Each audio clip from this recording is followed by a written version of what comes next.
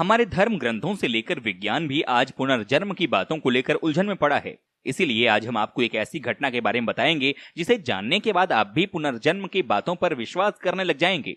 जी हाँ, एक ऐसी घटना जिसे इंसाफ दिलाने के लिए खुद महादेव को धरती पर आना पड़ा। तो चलिए साथियों, बिना किसी देरी किए आज की हमारी इस इंटरेस्टिंग वीडियो को शुरू करते हैं। दोस्तों, ये सत्य घटना है हैदराबाद के पास स्थित एक छोटे से गांव चिलुकुर की। उस गांव के मध्यम वर्गीय परिवार में एक बच्ची का जन्म हुआ जिसका नाम संध्या रखा गया। संध्या बचपन से ही बहुत ज्यादा डरा करती थी। अगर कोई उसे अकेले कमरे में छोड़ जाता था या फिर कभी लाइट चली जाती तो वो बहुत जोर जोर से चीखा करती थी और वहां मौजूद कोई नहीं समझ पाता था कि आखिर क्यों और किस वजह से इसको इतना डर लगता है। और जैसे जैसे वो बड़ी हो रही थी उसमें परिवर्तन भी बहुत अजीब हो रहे थे। कभी कभी वो रात को अचानक नींद से उठ जाती और चिल्लाने लगती, विक्रम सर मुझे मत मारो, विक्रम सर मुझे मत मारो।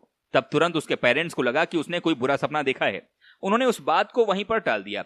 परंतु संध्या जब 9 साल की हुई तब उसे नहीं पता था कि अब उसके साथ जो होने वाला है उससे उसकी पूरी जिंदगी बदल जाएगी। दरअसल चिलुकुर एक छोटा सा गांव है जहां पर 500 साल पुराना एक चिलुकुर बालाजी मंदिर है। संध्या के पिता रोजाना उसे वहां ले जाया करते थे।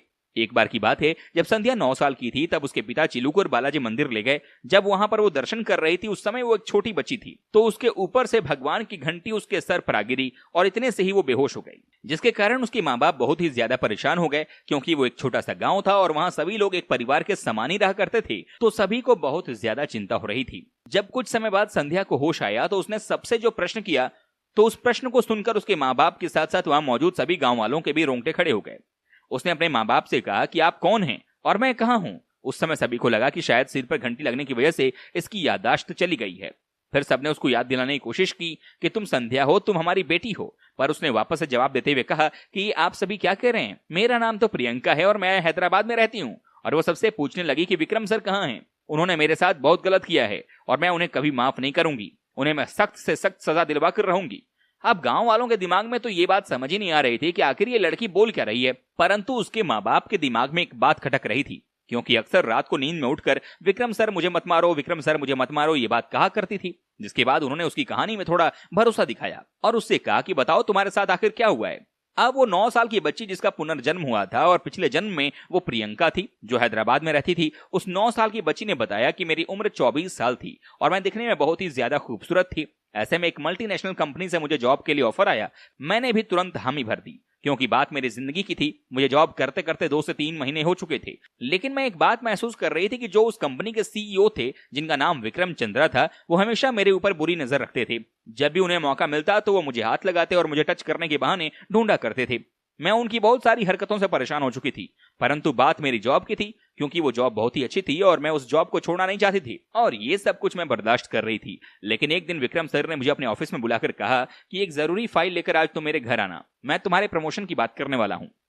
क्योंकि अब वो मेरे बॉस थे इसलिए मुझे उनकी बात तो सुननी ही थी। इसलिए मैं रात को रिक्शा करके 3 किलोमीटर दूर उनके घर गई और जब मैं उनके घर के अंदर गई तब वो शराब पी रहे थे और उनके घर पर उस समय कोई भी नहीं था। मैंने उनसे कहा कि आपने मेरे से ये इंपॉर्टेंट फाइल मंगवाई थी। तब उन्होंने मेरे हाथ से वो फाइल लेकर कहीं दूर फेंक दी और उन्होंने मुझसे कहा कि ये फाइल तो बस एक बहाना है, मुझे तो बस तुम्हें यहाँ बुलाना था। उसके बाद उन्होंने शराब के नशे में मेरे साथ जबरदस्ती करने की कोशिश की। मैं जोर जोर से चिल्ला रही थी। ऐसे में जब वो मेरे साथ जबरदस्ती करने में कामयाब नहीं हो सके तो वो मेरी आवाज बंद करने के लिए पास में मौजूद तकिए से उन्होंने मेरा मुंह दबाए रखा और तब तक वो मुंह मेरा दबाए रखी जब तक कि मैं मर नहीं गई। और जब मैं मर गई तो उसके बाद उन्होंने मेरी लाश को अपने गार्डन में ही दफना दिया। और अगर आज संध्या के रूप में मेरा जन्म हुआ है तो भगवान मुझसे यही नेक काम करवाना चाहते हैं कि मैं उस विक्रम को जेल तक पहुंचाऊं।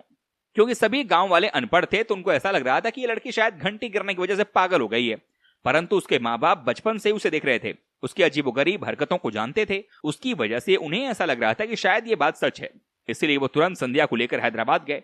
जब उन्होंने पुलिस स्टेशन जाकर अपनी सारी बातें पुलिस वाले के सामने रखी तो उन्होंने उनकी बातों में गंभीरता तो दिखाया, परंतु उन्होंने एक बात बताया कि पुनर्जन्म की किसी भी बात को कोर्ट एक्सेप्ट नहीं करता है, हमें सबूत की जरूरत है। अगर सबूत हमारे पास है तो हम कुछ भी कर सकते हैं।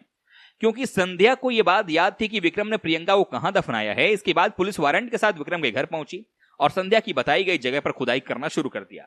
और दोस्तों, आप यकीन नहीं करेंगे, वहां पर प्रियंका की लाश मिली जो कि बहुत खराब हो चुकी थी। उसकी अच्छी तरह से जांच पड़ताल करने के बाद यह पता चला कि हकीकत में वो प्रियंका ही थी जो आज से 9-10 साल पहले विक्रम की कंपनी में जॉब किया करती थी और अचानक से कहीं गायब हो गई थी। इसके बाद संध्या के रूप में पुनर्जन्म लेकर आई प्रियंका को 9 साल के बाद इंसाफ मिला। जी हां साथियों, कहते हैं कि महादेव चाहें तो वो कुछ भी कर सकते हैं। वास्तव में प्रियंका एक बहुत बड़ी महादेव की भक्त रही होगी, तभी तो उसे न्याय दिलाने के लिए महादेव ने इतनी बढ़िया तरीके से लीला रची और आज विक्रम चंद्रा जेल में है और संध्या अपने माँ बाप के साथ बहुत खुश है। तो दोस्तों, आज के हमारे इस वीडियो में बस इतना ही और साथियों, हम उम्मीद करते हैं कि आपको हमारा ये वीडियो बेहद ही पसंद आया होगा। साथ ही दोस्तों, अगर आपको इस वीडियो पर कोई राय देनी है तो आप हमें कमेंट कर सकते हैं। हमें आपके कमेंट का बेसब्री से इंतजार रहता है। और दोस्तों, अगर आप हमारे इस चैनल पर नए हैं तो प्लीज चैनल को सब्सक्राइब जरूर कर दीजिएगा, क्योंकि हम आपके लिए रोज इस तरह के वीडियो बनाते रहते हैं।